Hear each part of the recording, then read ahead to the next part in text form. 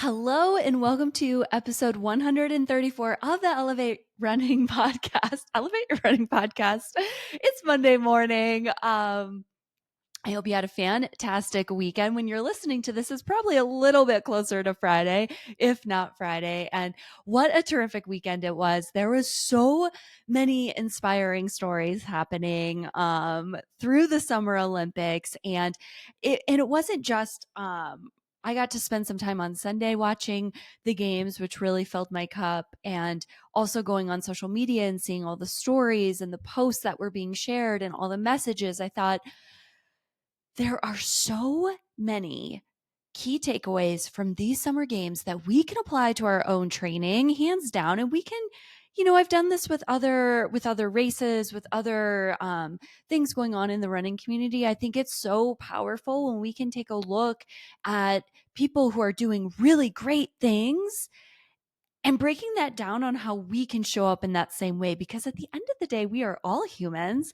We're all going after something that we love, something that we want to do. And, these key principles are all things that we can implement in our own training. Just maybe it could be in the same way or, on a different level too, which is really, really, really exciting. So before we get into it, I want to share my elevated moment, which is nailing meal prep. And this could be my elevated moment for the next 14 weeks because it is something that I have a very difficult time with. It's probably the one process goal that is never consistent. I typically can do a good job of establishing process goals, executing those goals, and then it just becomes more of this like habit. I'm consistent with it. I'm seeing the gains and it builds. Meal prepping and nutrition for me has always been that ebb and flow kind of process goal. I can do really well for a week or 2 weeks, and then I kind of get busy or that life happens or training increases, and I'm not doing the best job of making sure that everything is balanced in that way. So, this could be my elevated moment for the next 14 weeks, which I'm okay with. Maybe the next 13 after this episode. Um, but I meal prepped last night. It was 8 o'clock at night, but I got it done. And I'm really excited about that. This is a really busy but full cup kind of week. So I want to make sure that I'm prepared in the best way that I can. I think one of the most I would say a tough piece to my week is when I have busy days, which most days are, but there are some days where it's back to back to back to back, and I need something really fast and quick to eat. And I think we could all probably relate to that. And if I don't have anything, it's like, well, what do I do? I mean, I don't have time and you're like starving. You can feel like your stomach get to that point of like, I need food, which you never really want to get to. But there are some work days that can get that way. So I have snacks on hand, I have meal prepped, and it's all like really fun foods that I like that I know I'm going to be able to like make a performance plate and feel really good about that and not feel like I'm forcing myself to eat this like meal prepped food, which I'm sure you could probably relate to that. I think sometimes we get into this habit of just making the same stuff every week and then it kind of loses its luster and we don't really want it when it's time to actually fuel our bodies for all this hard work that we're doing. My second elevated moment piggybacks off of meal prepping and being very, very close to starting marathon training, which I'm very excited about. I would say a month ago, I was not excited about. I was kind of like not ready for that long run. And, um, and yet here we are 4 weeks later and I am. So, hey, that's great. And I think a lot of it has stemmed from the team and Nell's team, the girls that I run with, um, running with other people, other friends, my friend Marilee in Denver, and just getting back into that swing of things. Over the last month or so, my long run has transitioned from that 10 to 12 miles to 14 to 16. And I think that 10 to 12 just felt really good. And yesterday I was able to run 14 miles with Jenna, who is part of Nell's team. She just moved here from Boston, and we're running the same race, which is fun. And I wasn't really sure what her pace was, but I figured, gosh, with most girls on the team, like there's definitely a variance in paces, but generally we could all run long together. It's just a matter of like someone slowing down to make that happen. And I wasn't quite sure how this long run was going to unfold with Jenna. I wasn't quite sure of her paces. She had just started, I think she's been here for about 4 to 6 weeks.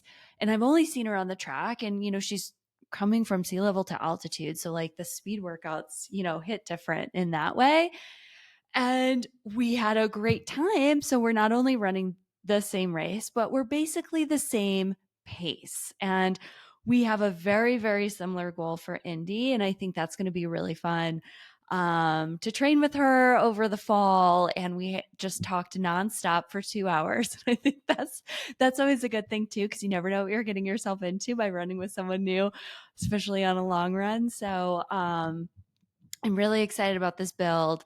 I'm really excited that my process goals are being met.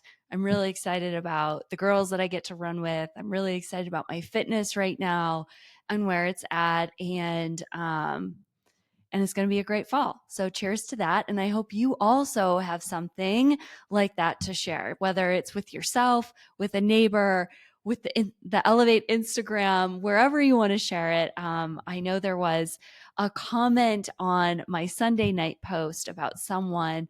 I don't coach her, but I might follow her on my personal page. I definitely follow her on Elevate. And she's running her first marathon. So she hit this new PR in her long run. And I remember that from my first marathon and how fun that is. Every single week, there's like something really cool to look forward to of like, I just did something totally new that I've never done before. And that's a really cool feeling to have. And as runners and as we stack our training cycles over and over and over again, it can be harder to find those wins and to find the joy. But we get to do that because it does keep us coming back. It keeps us grounded. It also keeps us excited. And I think we need all of that in training to be our best self. So let's get into this week's episode. I have 5 key takeaways of the Summer Olympics 2024 that I know we can all apply to our own training to show up stronger as an athlete, stronger as a human, hands down, and stronger for our fall races or wherever we are in our running journey. So the first key takeaway is we are stronger together. And you've heard this time and time and time again. And I hope the Olympics kind of shine this big spotlight on the fact that you cannot get to this level. For the Olympians, for these athletes, it's going to the Summer Games. For us, it could be running our first marathon. It could be running a sub 3 hour marathon, running a sub 4 hour marathon, running our 2 hour half marathon, whatever that is. We all have those big dreams that we're going after. We cannot do it alone. We cannot. And I've read so many articles and heard a lot of podcasts talk about how at this level, you cannot be at this level without a team. And I thought how interesting that was because it's on such a microscopic level of intensity where everything needs to really fall into place for these athletes. And they need to have that love and support, feel seen, feel heard, lifted high, stayed humbled, whatever it is by their team, by their squad.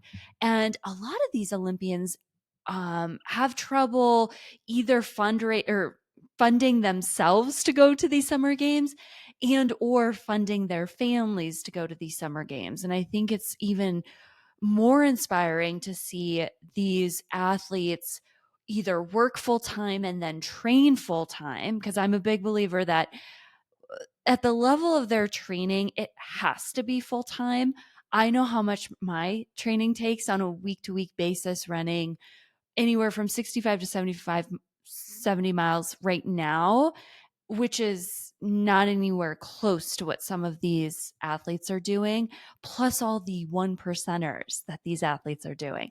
It takes a lot of time, and it takes a lot of recovery, and it takes a lot of mindset strength. And they may or may not work to provide for themselves at the same time. So taking their village, taking their squad is a whole other piece to this, and they have to have their squad with them. They need to have people in the stands cheering for them.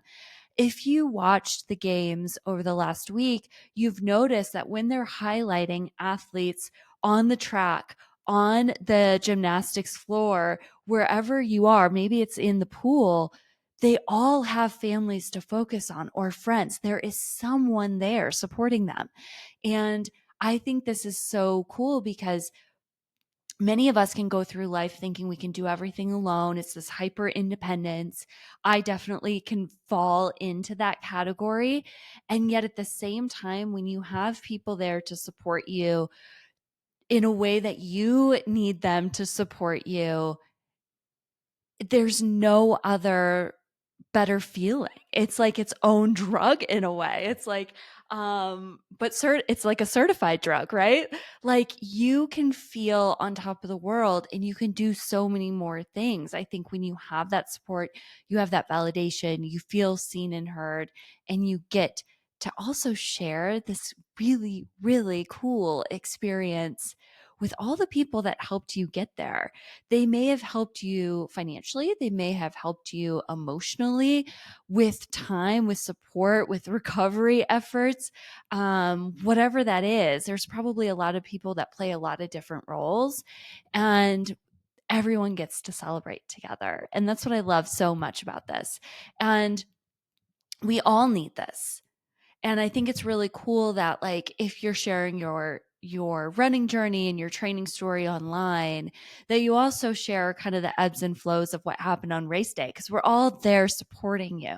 Or maybe it's having people travel with you to race day to have you feel supported, seen, heard, cared for.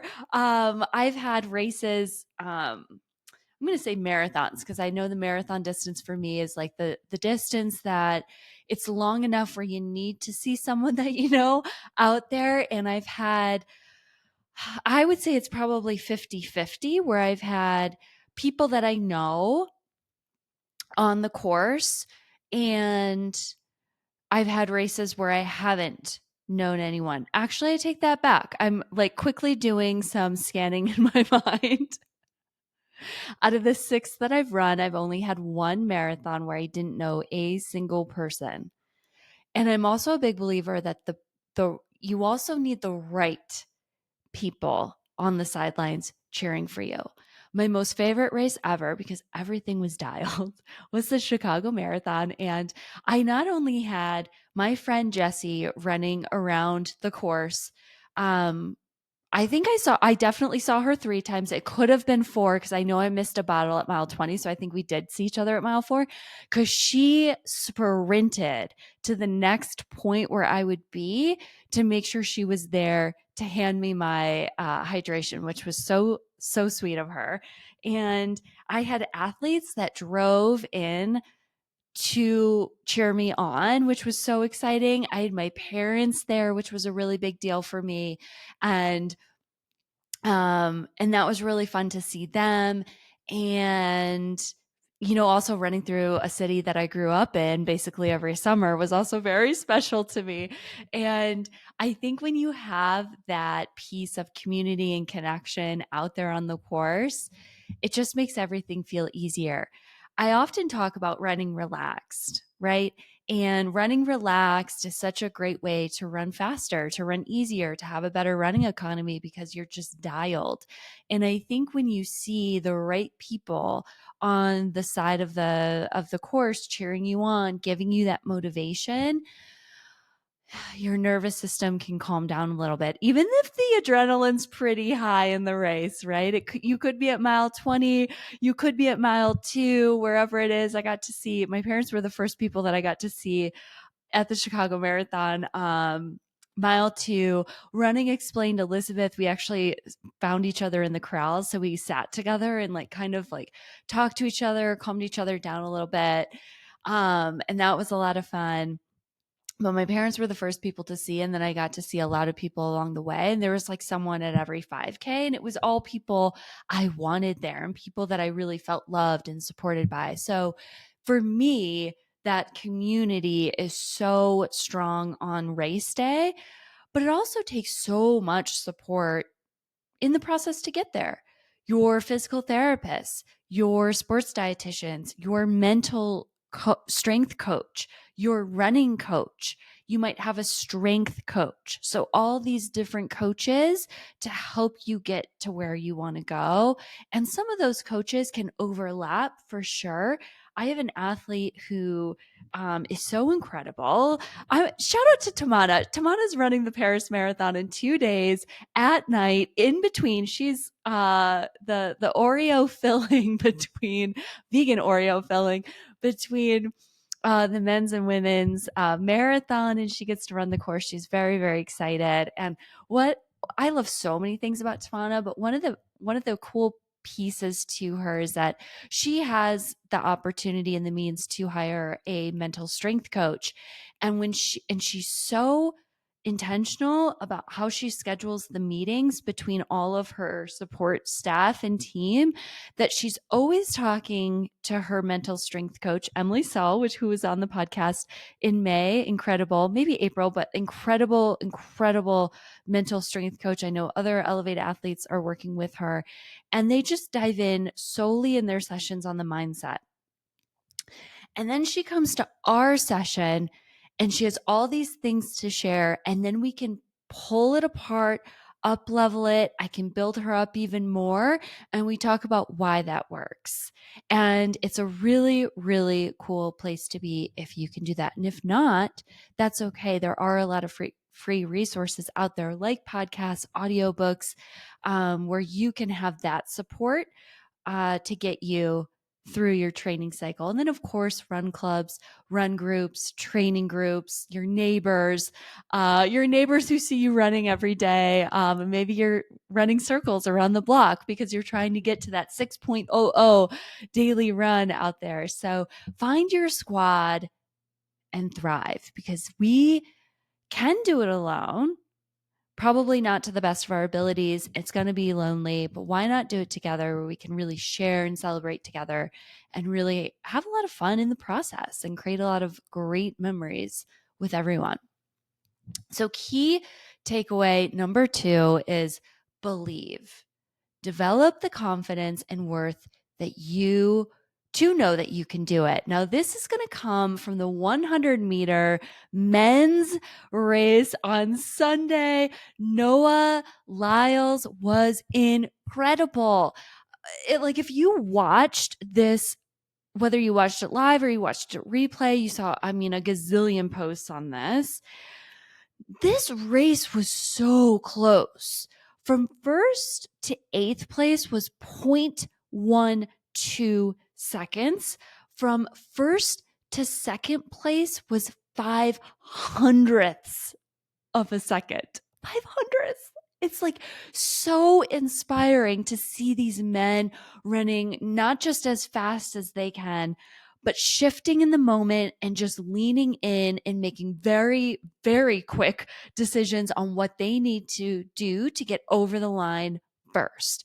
So Noah says in his post-race press conference, he said he was running like he was going to win it. I needed to lean, and I leaned. And it was a split decision where he leaned over the line and he got the gold. Now, in this particular race, you have to have, I think it's your torso over the line. It's not necessarily your foot. So for him, leaning over, or maybe it's like above the torso, leaning over for him was that natural instinct. He knew he needed to do it. It was such a tough race.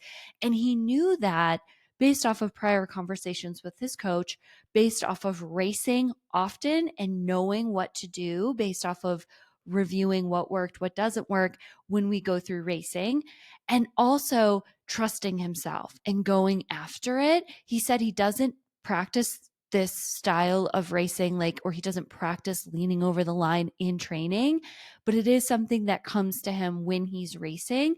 So I think there's so many great takeaways just with that, of like how important it is to learn your racing skills, how important it is to have that list every single time you're racing of what works, what doesn't work, and knowing like, this didn't work this time, I get to do this next time, and flipping right into it into your next race. For Noah, it ended up being the gold medal because he leaned into his instinct of leaning and going after it. Now, he prepared heavily. He talked about in his post-race conference interview, post-race interview, that he prepared for the last 3 years since 2021, and he knew what he needed to do, and he had the confidence going into these games that he was going to be competitive and he was going to get it done. The momentum that he carried over those 9.7 seconds carried him through the finish line. And that was something that he also talked about. He knew his strength. His strength was in those final few steps.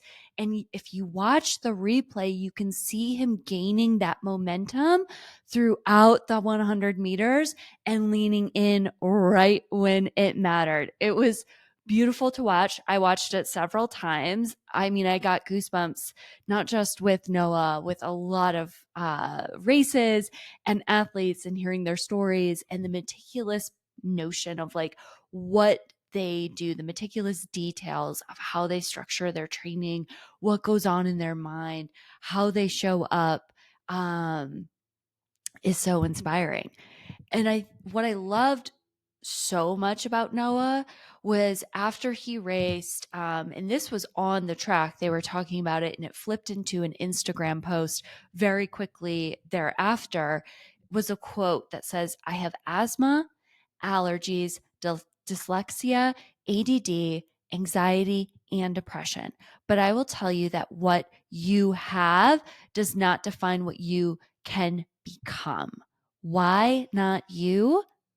Why not me?" And that is so inspiring. And I think oftentimes we create a story about ourselves of why we can't do something, why we can't run X, why we can't run an outcome goal, a certain mileage, why we can't run 5 days a week, why we can't be this athlete that we say we want to be, but we kind of get in our own way. What holds us back? We all probably have a little something. It could be imposter syndrome. It could be asthma, which is huge. Asthma, breathing, allergies, dyslexia, ADD, anxiety, depression. That hits the whole spectrum of one of those things being enough for someone to say, "I'm not good enough. I'm not going to try." And Noah has all of these things. And if you think about it, like how do all of these things impact his training? Asthma, allergies, breathing, and energy levels, ADD, focusing on the track, focusing during workouts, anxiety and depression, maybe having a hard time getting out the door to get these workouts in. How wild is that? And he still did it. And I think it's such a powerful message. So what is the story that you're telling yourself? Why? What are you saying to yourself that you can't do? For a very long time, I said I can't run in the heat. And that has been my story. It's really hard for me to run in the summer. It's really hard for me to run fast in the summer. The sun, especially direct sun, just like beats me down. And I feel this like very like blanket of fatigue that will wash over my body very quickly. But this summer, that's not happening. And it's warm. And I've posted photos online of like how like sweaty I am after a workout. Like I am just covered in sweat. And I'm not training in humidity. It's pretty low humidity. In the mornings in Colorado, it can be more humid than how it is in the afternoon. So for us, like if it's 35, 40, 45% humidity, for us, that's a lot because we're also training. I'm training at 5,300 feet above elevation. So there's a lot going on there. And it was in a mindset talk that Nell was giving over the spring where she specifically pointed out the athletes that tell themselves that they can't run strong, they can't run fast in the summer. And she said, that's a mental block. It's something in your mind. You're telling yourself you can't do it, so you're not going to do it. And all these things start to happen to kind of like prove to yourself that, like, yeah, I can't run in the heat. Like, I get this blanket of fatigue. My heart rate elevates. I can't breathe. It's really tough. All these things, right? And so this summer, I've really shifted a lot into as soon as the weather started to get warmer, every day I would just tell myself, like, be curious on what you can do and see what happens.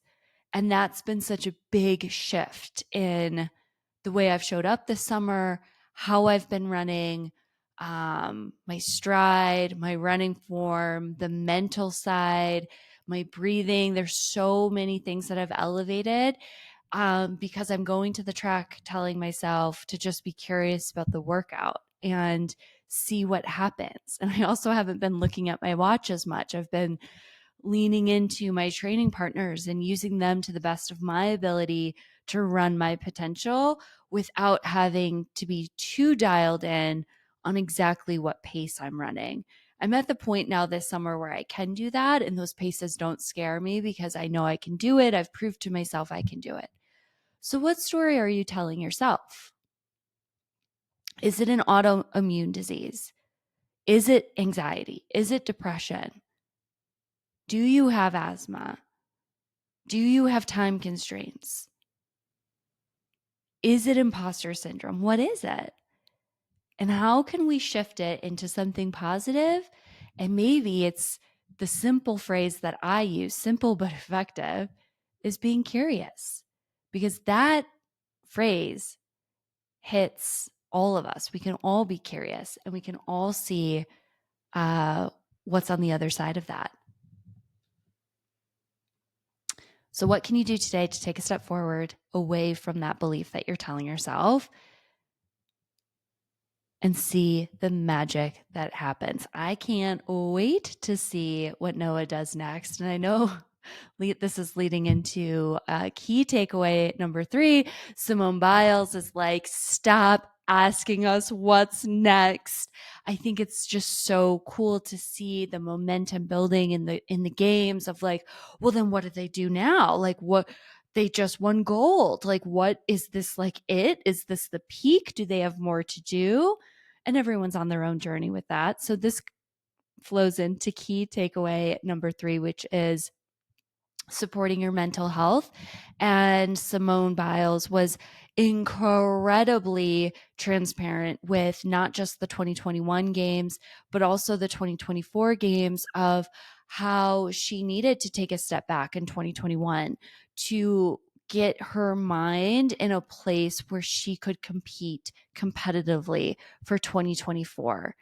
I absolutely love that her floor routine was to Taylor Swift's Are You Ready for It? I think there's so much symbolism in that song, not just with the words and the phrases that Taylor uses, but also, you know, Simone and Taylor are like powerhouse women in our generation to look up to. And I think it's really cool that they kind of came together in their own ways for that floor routine, which Simone won gold. And that was really, really inspiring to see because I think there was a lot of confusion and pullback when Simone in 2021 said, I can't compete in Tokyo. I need to take care of myself. And this needs to be a priority. And I think a lot of times, whether you're an Olympian, whether you're like you're an athlete going after a big goal, you're getting into running, wherever you fall on that spectrum, there is a human on the other side of that. And self-care is so important. And it's not just that recovery self-care that we do maybe after a long run or after a really tough routine or gym session like Simone would have. It's really making sure that you're taking care of your mindset too, and that your mind is in a strong place to be able to do what you want to do. And if your mind is in shambles, if your mind is jumbled or foggy or tired. How many of us can relate to that? Just a tired mind. You can't really do much. You have to have the mind strong to have the body follow. Now, Dr. Laura Pence was on the podcast in early May, and she talked a lot about burnout and how the mind is typically the first thing to go before the body. Sometimes not. Sometimes the body's going to give out. But I don't think Simone was working with burnout. I think there was a lot of things going on that she needed to do on her side to make sure that she was showing up in the best way possible for her. And it's so important to take care of us when we think about training as like the entire human. So Dr. Laura also coaches, and she has 8-week programs throughout the year, training coaches on how to be stronger coaches, not just on, the fundamental sides and the training side, but also that human side. And I just graduated from the class last week. And I'm taking a test to get certified to be like C4 certified. And we went through every aspect. We went through boundary setting, values. We went through anxiety, depression, um, injury, grief, eating disorders. We went through the self-evaluation that we do as coaches. And a lot of these lessons were not just how to help the humans that we are coaching to run these incredible races, but also we had to look in to thrive out, which is something that she teaches on. And I think it's so important to take care of the body and the mind 1,000%, because what we do day in and day out does take a lot of mental strength. It takes a lot of mental stamina, and we need our mind as sharp as possible. It's not just about training the body for the competition, but it is about training the mind. And you might have seen that Simone said that she had a therapy session right before she went on the floor to do her gold medal routine.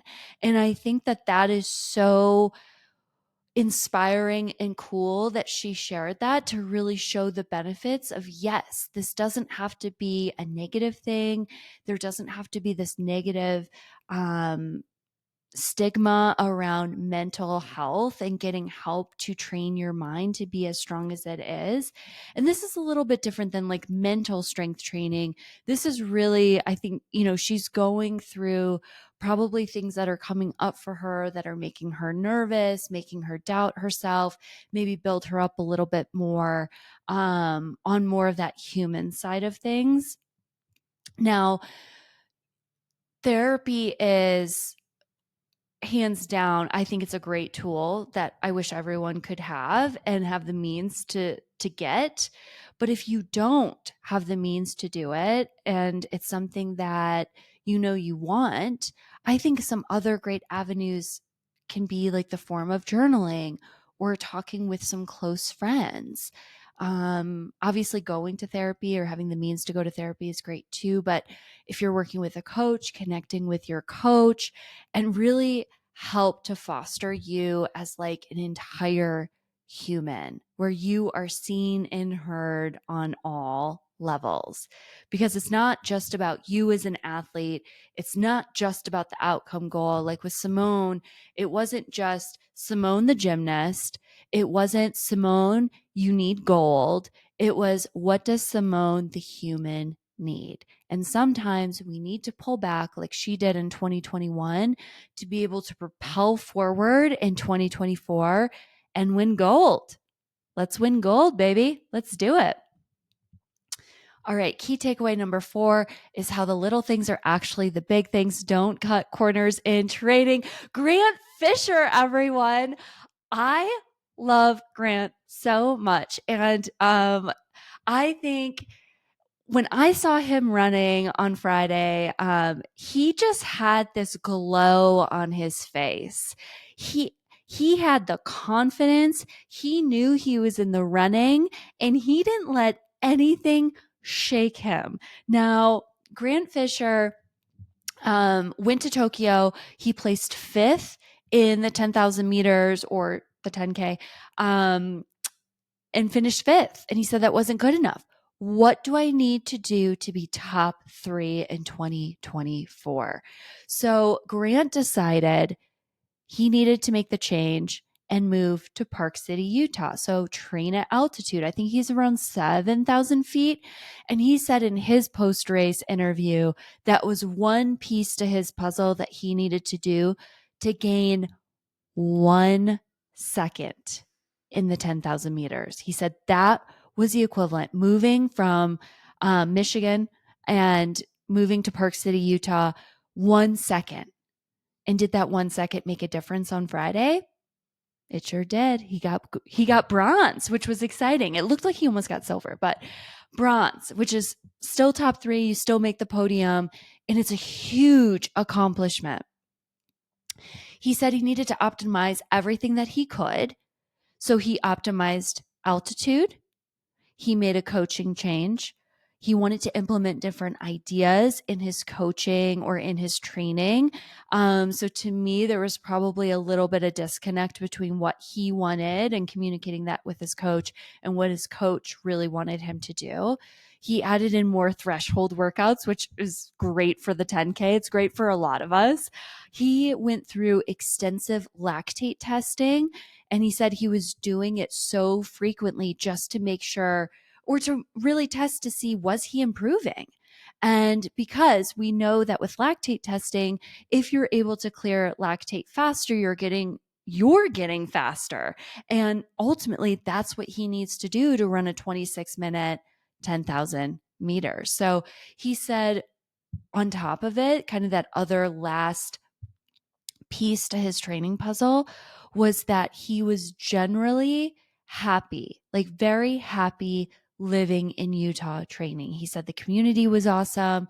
His living situation was great. He loved it. He loved like the running in Utah and how much that can make or break your training. And I think that's very, very, very true. I'm really grateful to be able to live in Boulder and really lucky to live here and have amazing run views every day. And I get to run on soft surface if I want to, and I can run hills. I don't have a lot of flat to run, but I can make it work. And everything is just so beautiful. And I know a lot of people don't get that. And it's something that I do not take for granted.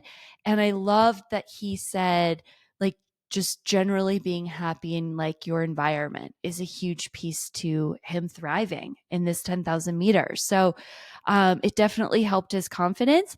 A year ago, he was injured. And no one has really talked about that. He dropped that in his post-race interview. And I think that's a really inspiring message too, of like how you're 12 months out from the trials and you're injured, came back through, made all these changes, and all these changes I mentioned happened over the last 12 months. So he had an incredible breakthrough, and how the little things are actually the big things. So obviously moving across the country is not a little thing, but it was in a sense of like he did it to get 1 second on his time. Isn't that incredible? And that turned into be a really big thing. He was intentional with the altitude. He was intentional with his workouts. He was intentional with the lactate testing. He was intentional with his environment, where he lived, probably how his house was set up, where he was running. It all matters. And I think a lot of us, because we can get busy, it happened to me over the weekend, of like cutting corners, and you can kind of take a step back and you either realize it in the workout or you realize it on race day of how cutting corners doesn't manifest your dreams. It just doesn't. It might take you a lot longer to get there, or you might just not get to them. And over the weekend, I ended up doing this like longer tempo, and the tempo started at a pace that I was pretty comfortable with, where I thought like, it's fine. I've started a lot of workouts at that pace. I'm just going to start there and work through this 6 miles of work, versus taking now really like this transition interval, which I've implemented in my coaching as well, because I've felt the benefits as an athlete because of it, where you take this like shorter interval before the workout actually begins to just warm up your body, warm up your lungs, warm up your legs, and then you take it like 1 to 2 minutes standing rest, and then you go into the workout. And I didn't do that. One, I thought about it as I was programming my watch the night before, and I was like, no, no, no, you're going to be fine. Starting out at this pace that she wants you to start out, you'll be fine. And I wasn't fine. And the first rep felt awful. I was running, for context, I was running, it felt like I was running about 15 seconds faster. So think about your half marathon effort, like the slower end of your half marathon effort. And it felt like I was running closer to 10K effort. And that's not a good feeling. It's not a good feeling to see the pace that I saw on my watch and feel like how hard that felt. And what was really great about that interval is, one, it taught me that the little things are actually the big things, like this transition interval, but also I stayed focused. I told myself 3 positive things that were going to keep me on track. And I told myself like not to judge this workout and to get through this first, it was a mile and a half, and then I had a half-mile float, get through the half-mile float, take the second interval, see what happens. And then I was fine. Everything clicked from there on out. And similar, not similar, to Grant Fisher, who, if you were watching the 10,000 meters, hit the rail at like lap 9, and he stumbled a bit. He gained his composure. He fell from third, he was second, third to 8th place. And then he worked his way back up. And Kara Goucher was announcing this race, and it was really, really cool to hear her, because she was almost like coaching him through it as it was happening. She's like, he's going to be fine. He's letting the adrenaline rush through his body. He just needs to shake it off. He's staying focused. He's working his way back up.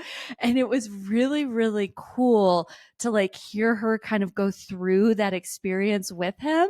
And he didn't let it determine his race. How many of us, when something happens either in a workout or on race day, something doesn't happen the way that we want it to, and we shut down? We might stop. We might say we can't. We might fall back into an easy pace. But what if, when something like that happens, we take a moment to feel it, we tell ourselves we're okay, we focus, we refocus back on the intention of what we're doing, and we do it. We make it happen, or we attempt to make it happen.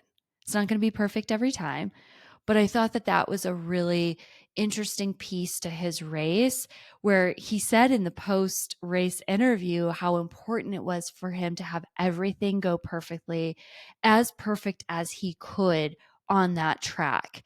And yet he still stumbled and made it a huge win. And I think that that's so cool that he did that. And all the little things that he did in the last year of training to make him from 5th to 3rd. And it's just so cool.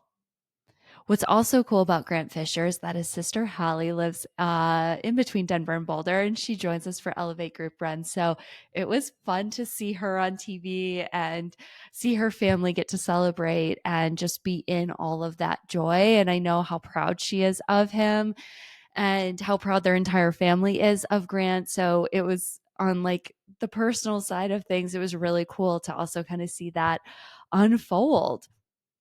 And I can see so much of Hallie in Grant too, which was wild to see on the track.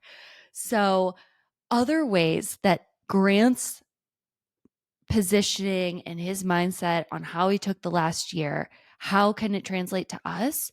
So, like I said earlier, it might not be moving across the country, right? That's very difficult, especially if you have a family. But you can do the dynamic warm up. You can take that transition rep if that's something that your coach programs for you, or it's something like in Nell's case, she leaves it up to us. She gives us a lot of autonomy. My workouts are, I get my mileage for the day and I get my paces. And it's up to me. How long do I want to warm up? Do I want to transition rep? How many strides do I want to do? Do I need more strides? How long is my cool down? That's all up to me. I just have the workout. And I love that because every day we show up a little bit different and every day we need something a little bit different. And she gives that to us and it's so great. What is the focus and intentionality of the workout? What is the intentionality of the easy and recovery runs? What is the intentionality of the recovery process? What is the mindset and visualization from, right? So all these little things can make and turn into really big things for our training. And key takeaway number 5 is that it's been years in the making. Every single Olympian, every single athlete participating in the games is not an overnight success. Neither are we. It takes time to build to our potential. You're going to have training day in and day out. There's going to be years and years and years of training. Usain Bolt trained 4 years to run a 9-second 100 meters. 4 years. And there's going to be ups and downs. There's going to be injuries, setbacks. You're going to have breakthroughs. It's all on the wave of running, the wave of training. How are you going to ride that wave? I think the most important thing that we can have in our toolbox of tools as athletes is to be patient, to have patience. How patient are you? It's something I ask athletes all the time of like, yes, there are some really fun goals that we're going after, and it could be a breakthrough race for you. It could be a stepping stone. Ultimately, it's how patient are you? Because if we're trying to get to your ultimate potential, like for me as an athlete, I'm trying to hit my ultimate potential in running. That's not going to happen overnight. I ran a very strong first marathon and haven't done much since. I'm going into number 7 this fall, and hopefully there's some gain in that department. But it's been a very patient 5 years of continuing to train, to know my fitness is there, to have all the things come together in the marathon that I need to have to run what my potential is. But how patient are you? It's going to take time. We all have big dreams in this sport, and it wouldn't be as fun if we got it on our first try. Having grace is another piece to your tool belt. Having the grace to know that sometimes it goes your way, sometimes it doesn't. Having grace with the workouts, the training, the ebbs and flows, not getting too hyper focused on things that aren't working.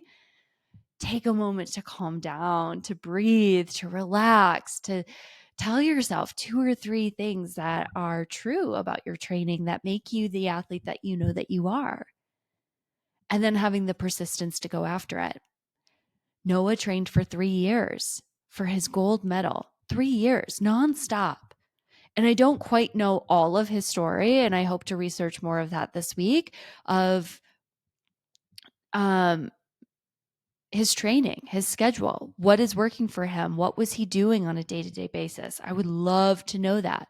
What we do know to be true is that he had a lot of things stacked up against him, and he still did it. And I think that's like the coolest story. All these things against him, where one of those things would have taken us down, and he had 6 things against him, and he made it work. I'm a big believer that the work is the reward. It is for me, but it's also having that outcome as a celebration is also well worth it. So I hope you're loving and enjoying the summer games. I hope that you're taking bits and pieces of how these athletes are showing up, how they're flowing through. And maybe it's the athletes who aren't placing and their grace around it, and lifting the people around them who are placing and lifting them high. When Noah crossed the line, he had said to the guy who placed second, he's like, "You got it, man, you got it," and was like so excited for him. And then it turns out that Noah actually got the gold medal. So I think it's really cool. There's so many great takeaways over these next few weeks, and it's just so much goodness in our sport, which I love so much, and not just our sport, but the summer sports in general. There's so many great athletes doing really amazing things, and there's no way that I could highlight everyone on today's episode. So I'd love to hear from you. What are your key takeaways from the summer games? What are you looking forward to add to your training, how you can show up this fall? I know hands down that these last few weeks are the most inspiring weeks that I've had in a very long time. And I hope that that's true for you too. You can follow Elevate Your Running on Instagram at Elevate Your Running. You can also find all of the coaching information, whether that's virtual or group coaching if you live in the Denver Boulder area, on elevateyourrunning.com. Amber is getting very busy taking on new runners and new athletes, which has been really, really exciting for the team. So if you are looking to partner with the Elevate Your Running coaches, please reach out and see if it's a good fit, and see if we can make it work to help you elevate not just your running and training, but also you as a human. So I hope you have a great week, and I'll see you next time. Happy running.